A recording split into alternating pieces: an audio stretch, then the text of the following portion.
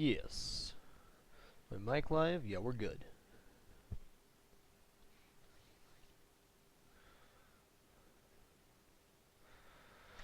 It's about 1,000 frames till we're actually live.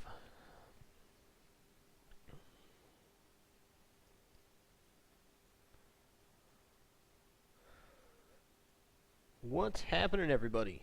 Mutton. What's up, Truck Mutter, Gririus, Caven, Lexus, Aragorn? Oh man, I'm excited for this. I haven't had a good rack of lamb in long time. Long time. What's up, Lagyar, Red the Husky, Zark, Raja? Oh yes, the deliciousness. You're just going to play a staple like Spelunky or Isaac after the show tonight. Got XCOM, or the Bureau XCOM Declassified coming up tomorrow for Sub-Choice Sunday.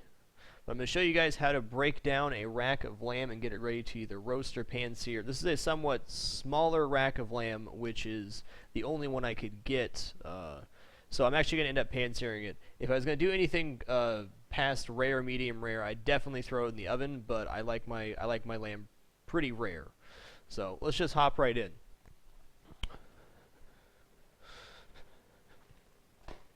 Alright, so we have a rack of lamb. The most important part of cooking a rack of lamb is the cleaning process. Obviously your meat temperature is important too, but the cleaning process for rack of lamb is very important. It'll look like it's already Frenched, and what French means is the bones are cleaned. But when you get it like this, there's still this massive fat cap and sinew in the middle, which is not what you want, not what you want to eat. It's aesthetically unpleasing, and it also burns in the pan or in the oven or whatever it is, and causes it to taste bad. So, you take a look at it. The bones go all the way down here into this lovely chunk of meat. So, usually look on this side and figure out where you want to cut. We're going to cut about half of this off, it looks like. So you mark it right here. You take one cut down the knife like this. Then you're going to take the knife in a sweeping motion and dig it underneath the fat cap to remove it.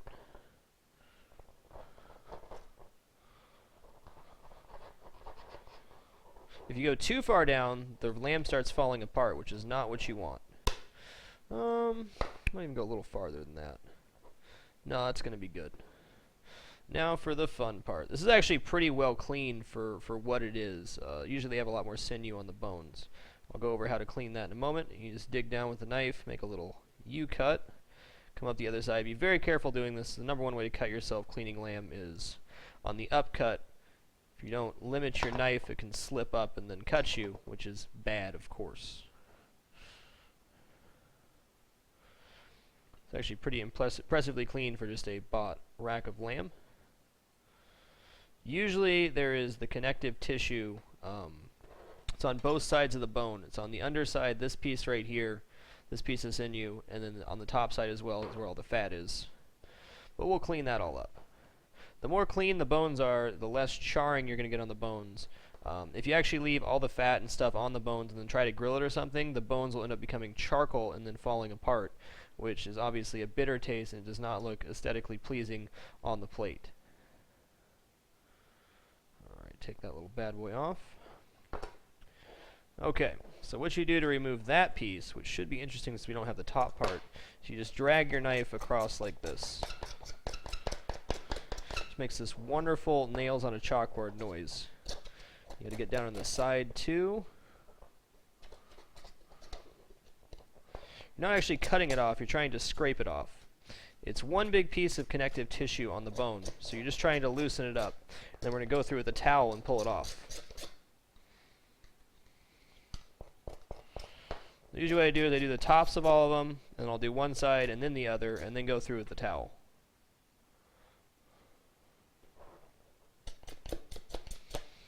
So that's the tops, and then we'll do this side.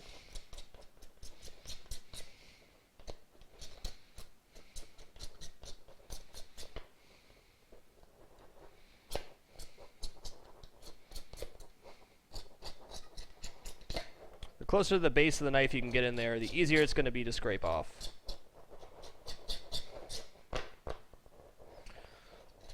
Once again, it's a pretty small rack of lamb, so I'm just going to do it in a pan since I want it rare. I felt like if I put it in the oven, I was probably going to overcook it. So we'll just stick to pan searing it this time around.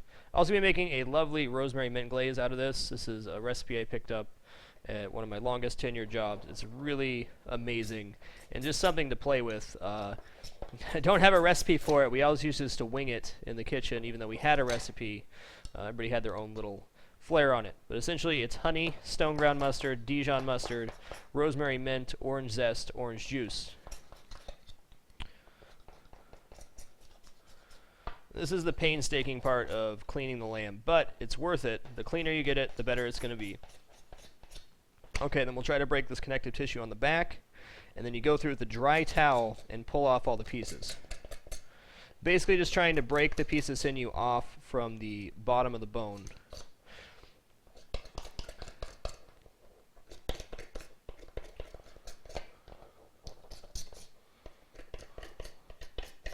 Alright, so we got all that, and then you come through with a dry towel. I like to use a white towel for this, which will seem interesting. It's going to be a pain to clean, but when you use a white towel, you can see where all the blood and stuff is on the bone, because if you get too much on the towel, it ends up being slippery, and that's not what you want. You actually want it to be able to grab the stuff that's on the bone.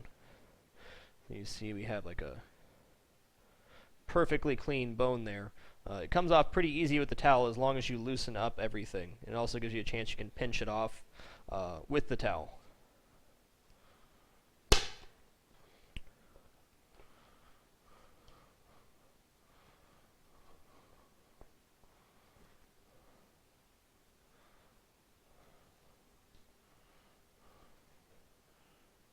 Okay.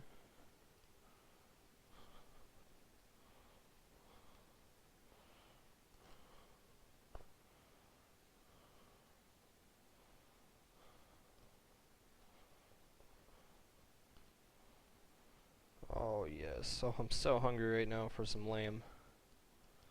It's been too long, my friend. Now it is possible to get all this stuff off with the knife. This is just a easy way to finish it off. Some lamb has a lot more sinew on it. This is actually really clean for what it is. Lamb many times has a big, thick piece of sinew on the bone, which is very hard to get off. So using the trick with the towel is very beneficial to saving some time. Okay. Let's check the back here. We got one piece here. Nice. So that's a nicely Frenched rack of lamb. Bones are pretty damn clean. Alright, so when we sear this in the pan, we're going to do the fat cap side first. So we're going to throw it in the pan this way. And then probably sear the sides, and then the other side, and it should be just about done by then. Lamb doesn't take too long to cook. It's very similar to beef in temperatures, so let's go over temperatures once more. I did this in the pan steak episode, but if you're cooking red meat, the temperatures you're looking for is rare is about 105 to 110. This is when you pull it off the pan. It'll carry over the rest of the way. Medium rare is 115 degrees.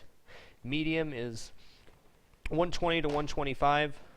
Medium well is about 130, and well is about 140 to 145. Cooks always hate on people that order well steaks, but well is actually one of the hardest steaks to execute well, to have it still be juicy while being cooked well. The premise of cooking almost every single meat is allowing the meat to carry over. Serves dual purpose. One, it allows you to gently come up to the temperature that you want it to, and two, it allows the liquid that you've superheated on the outside to redistribute back in the meat. If you pull a steak directly off the grill or a pan or whatever and cut right into it, it's going to ooze all sorts of blood. You're losing tenderness and flavor when that happens. Alright, let's throw this over here. Let's get our pan heating up. I'm just going to flip over my cutting board and we'll make the sauce while it's cooking.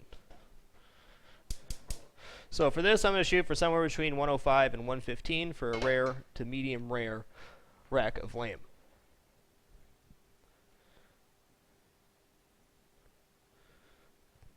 It's especially important to clean the bones of the lamb if you're going to put it on a grill. because the fire will flare up. The more fat that's on the bones, it just becomes charred charcoal. It's not good. Well, Furon, somebody made me buy these jeans. Not going to say who, but you can thank Prixie for my nice fitting jeans. So the idea of searing in a pan is to get a nice even sear on all sides. You want to get a golden brown-ish on the fat cap, and then a nice sear on the rest of the side. So when it is sitting to rest for about 5 to 6, 7 minutes, it will not ooze out all that liquid that we're trying to keep inside the meat, all that delicious blood. I think I have a little bit too much fat here. Pour this into this cup. Should probably unsteep my tea as well.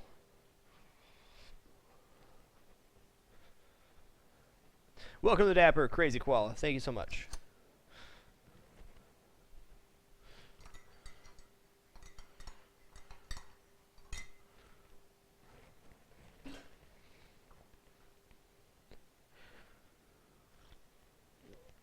You should be sorry, Prixie. Okay. Want to get this nice and screaming hot. Not fire hot, but nice and screaming hot, so we can get a good sear. Anytime you sear something in the pan, you'll hear me say this over and over and over again, because it's one of the first things you learn about cooking is a hot pan is a good pan. If you start with a low pan, you're never going to get the sear that you want on whatever you're putting in a pan.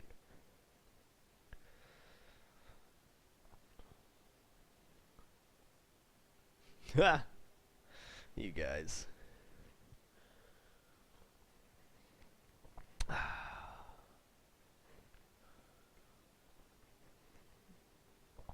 Don't break that butter sauce. I believe I have broke my butter sauce all 3 times I've made a butter sauce on cast. Shame on me. Shame on me. Okay, now we're going to salt the meat, and then the pan should be ready. In fact, it might be a little bit too hot. I'm going to go with a really aggressive salt. There's all sorts of great rubs you can put on lamb, but this sauce is so beautiful, I don't want to taint it with anything else other than salt. And pepper, of course. But get a nice rub in there. Make sure you get on the sides and the bottom. So we require a little bit of standing over the pan. Rack of lamb is a little bit awkward to cook in a pan, but can be done. You just kind of have to hold it in place a lot of the time. Okay, that's too hot. You can tell it's too hot. You look at it, you can't see it in the camera, but the oil is super liquidy, which means it's probably a little bit hotter than I want it to be. If you ever see your oil start smoking, that's a good time to turn the pan down. We aren't quite there yet.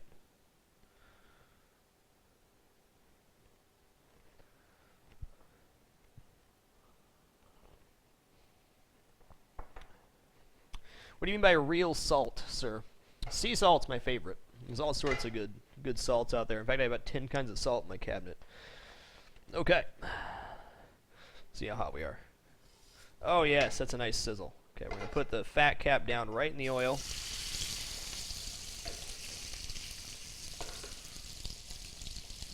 Now keep in mind, anything you put in your pan is probably going to be cold when you put it in, so it will lower the temperature. So being a couple degrees over is not necessarily a bad thing.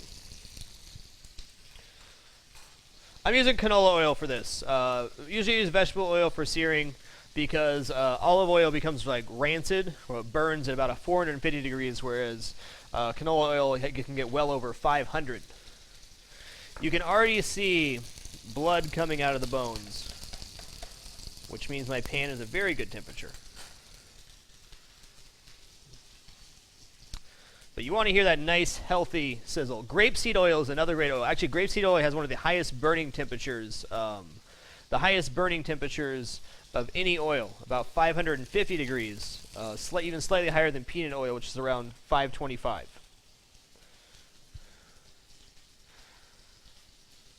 Tyrannosaurus, those are good, but I mean, I just had a meat thermometer, cost 17 bucks. I've had it for, actually that one costs 40, but I've had it for 5 years now. Duck fat doesn't have that high of burning temperature, but it is an amazing medium to cook with. It's probably somewhere around 500. I couldn't give you an exact number, though. Another important part why you do the fat cap first is because the meat is going to warp and change shape as it cooks. So making sure you get a good sear on the fat cap to begin with is very important. Yeah, that's true. That's true, Frigger. Burnt oil is carcinogen. Well, lots of things are carcinogen, let's be honest. But grapeseed oil is a fantastic medium. It has a little bit of weird taste to it, but not... if you're not overusing it, you can never really taste it. Yeah, I think coconut oil has a smoking temperature of around 425. It's right around olive oil. So not the best for searing, for sure. Okay, here we go. We're almost there. We almost got a nice golden brown on there. That flame sizzle. I'm going to pop up my window because I know, even though I'm not going to burn the meat, the blood oozing out of the bones will cause a little bit of smoke. I don't want to set off my smoke alarm because it's really, really loud. I think we have one of the loudest smoke alarms I've ever heard. Okay. God, that smells good. Okay. A nice golden brown on that fat cap. So you can already see on the bones here that black stuff. That is not burnt fat on the bones. That is burnt blood. That's what oozed out of the bones and became bloody, which is now burning in the pan a little bit. See if I can get this out of here.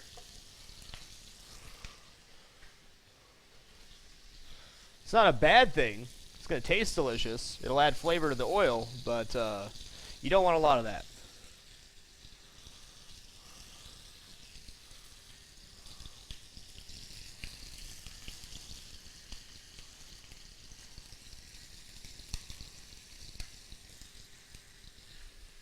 I feel like I'm going to set off my smoke alarm, which freaks me out. Be right back. That's not good.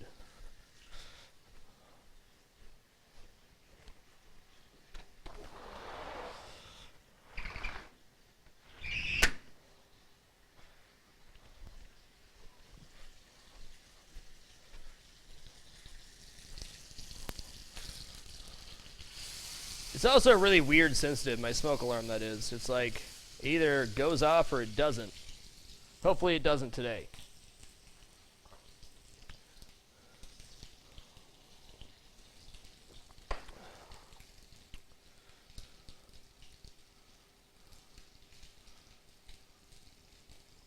That window wasn't happy, I guess not. Let's open this one too. Can't hurt anything. And we're just waiting anyways. So basically once the meat is done, I will I'm gonna let it rest while we make the sauce. Meat shouldn't take all that long. Okay. Try to get these sides seared a little bit.